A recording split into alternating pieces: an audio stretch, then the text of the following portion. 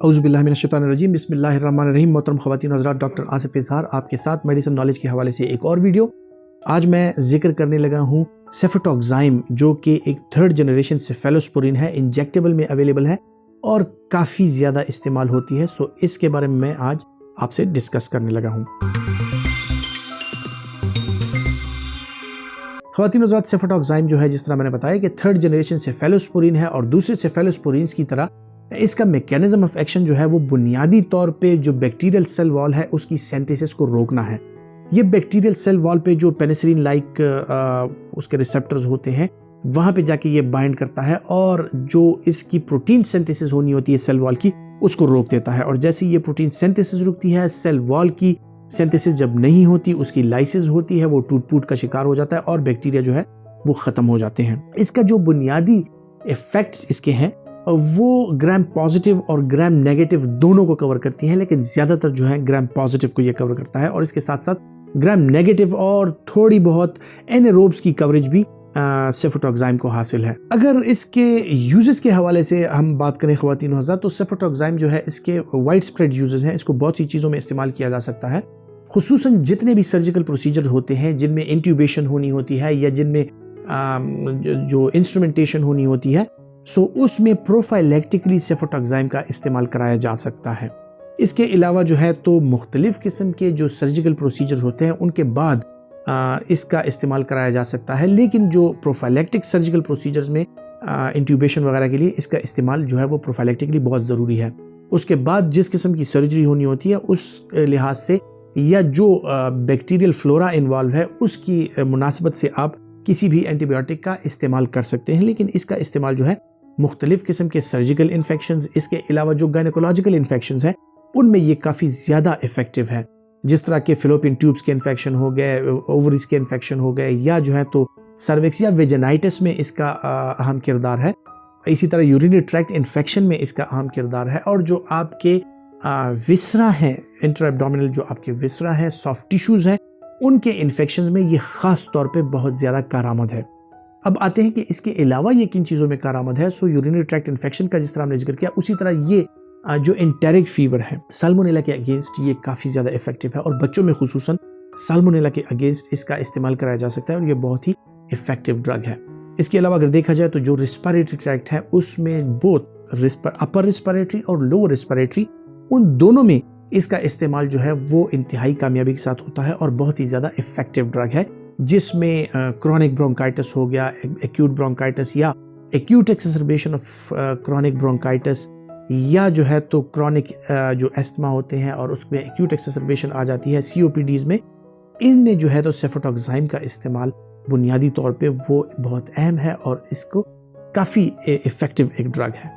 इसके अलावा ख़वातीन और हज़रात, जो नमूनियाज होते हैं मुख्तलिफ़ किस्म के, कॉम्प्लिकेटेड, नॉन कॉम्प्लिकेटेड, खुसूसन जो कम्यूनिटी एक्वायर्ड नमूनिया है और अप टू सम एक्सटेंट जो हॉस्पिटल एक्वायर्ड नमूनिया है, उसमें भी जो सेफोटॉक्साइम है उसका इस्तेमाल अलोन या in combination with other drugs like macrolides या अमाइनोग्लाइकोसाइड्स या जो और इस तरह के ड्रग्स हैं उनके साथ, जो क्विनोलोन्स हैं उसके साथ इस्तेमाल कराया जा सकता है जो कॉम्प्लिकेटेड नमूनियाज होते हैं।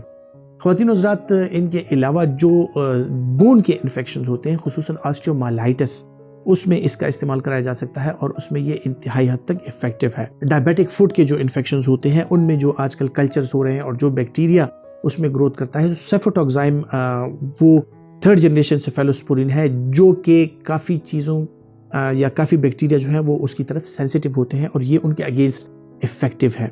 इसके अलावा ख़वातीन और हज़रात, गर्दन तोड़ बुखार यानी मेनिंजाइटिस जो है, मेनिंजाइटिस में इसका इस्तेमाल कराया जाता है और खुसूसन बच्चों में जो मेनिंजाइटिस होती है उसमें ये इंतहाई इफ़ेक्टिव है। बड़ों में भी जो मेनिंजाइटिस है उसमें ये इफ़ेक्टिव है। अब इसकी प्रिपरेशंस जो है वो 250 मिलीग्राम, 500 मिलीग्राम और 1 ग्राम की डोज में अवेलेबल है और इसकी डोजेज जो है वो 1500 से लेके एट मैक्सिमम 2 ग्राम पर डे तक हो सकती है। इससे ज़्यादा की डोज आप नहीं दे सकते। ख़वातीन और हज़रात, इसके पॉसिबल साइड इफ़ेक्ट्स की तरफ अगर हम आएँ तो पॉसिबल साइड इफ़ेक्ट्स जिस तरह के और सेफेलोस्पोरिन्स हैं कि आपको इसका इस्तेमाल कराते हुए सबसे पहले जो आपका पेशेंट है उसको रिएक्टिविटी के लिए या एलर्जी के लिए उसको चेक करना पड़ता है और उसकी टेस्ट डोज देनी पड़ती है। सो इसके साथ एलर्जिक कंडीशंस अराइज हो सकती हैं और इसके साथ हाइपर सेंसिटिविटी जो रिएक्शन है वो हो सकता है। इसके अलावा ख़वातीन हज़रात, इसके साथ जो है तो डायरिया होना या इसके साथ मुख्तलिफ किस्म की और चीज़ें जो कैंडिडियासिस का अमल है, अगर ज़्यादा अरसे के लिए सेफ्रोटोक्साइम का इस्तेमाल कराया जाए तो इसके साथ कैंडिडियासिस का जो अमल है वो हो सकता है। लेकिन जो इसके मेजर साइड इफ़ेक्ट्स हैं उसमें बोन मैरो सप्रेशन एक बहुत इंपॉर्टेंट चीज़ है जो कि हो सकती है। सो जब भी आप सेफ्रोटोक्साइम का इस्तेमाल करा रहे हो अपने पेशेंट को, पीरियोडिकली आपने उसका CBC यानी फुल ब्लड काउंट कराना है और उसको देखते रहना है कि उसमें थ्रोम्बोसाइटोपिनिया या बायोसाइटोपिनिया या इस तरह के और इश्यूज तो नहीं होते, ताकि उसकी जो बोन मैरो सप्रेशन है वो ना हो।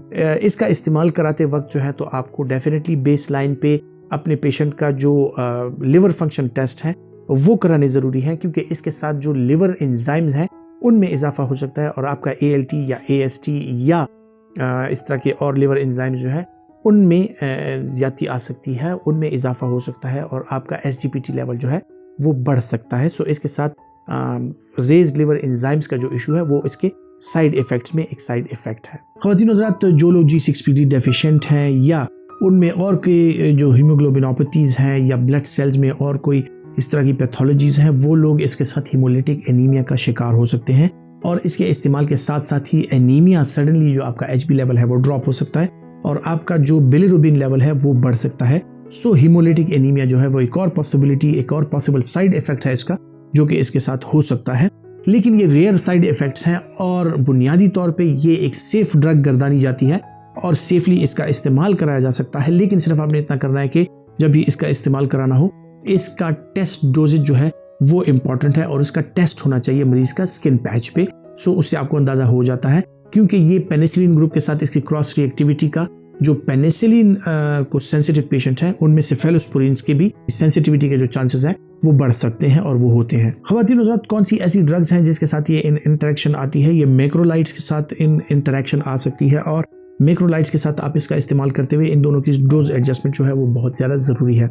इसके अलावा जो लोग विटामिन K का इस्तेमाल कर रहे हैं, जिन लोगों के लिए विटामिन K ज़रूरी है ब्लड डिसऑर्डर्स की वजह से या लिवर डिसऑर्डर्स की वजह से, किसी भी वजह से विटामिन K का अगर वो इस्तेमाल करते हैं तो उनको भी विटामिन K के साथ भी इसकी पॉसिबल इंटरेक्शन है।